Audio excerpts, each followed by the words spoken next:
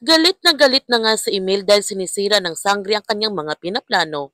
Lahat ng kanyang mga operasyon niya ngayon palagi nang pumapalya dahil kay Sangre. At kating-kati na sa email na mahuli itong Sangre para maturuan niya ito ng leksyon. Ipinakita naman ni Tera kay Akiro kung paano gumaling ang kanyang sugat. Sobrang namangha naman si Akiro sa kapangyarihan at taglay ni Tera.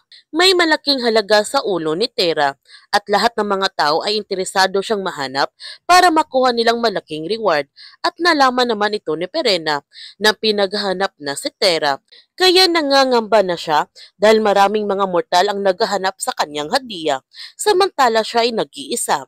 Kaya humingi siya nito ng tulong mula sa mga duwende para mapadali ang kanyang paghahanap kay Tera. Ipinaalam naman ng kapre kay Tera na may naghahanap na sa kanya na kapwa niyang Sangre, ang kanyang totoong pamilya. Gayunpaman, sa hindi inaasahang pangyayari, pinagtagpo na nga na tadhana ang Mag-Ashti.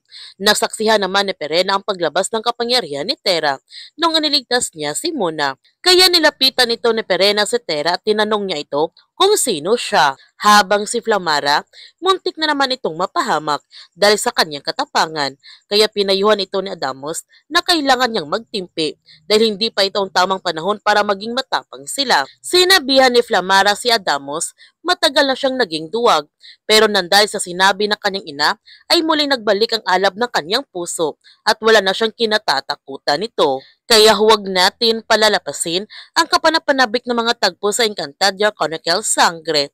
Kung bago ka pa channel ko, don't forget to like, subscribe, and click notification bell para palagi kang updated sa mga videos na upload ko. Thank you for watching and God bless to everyone!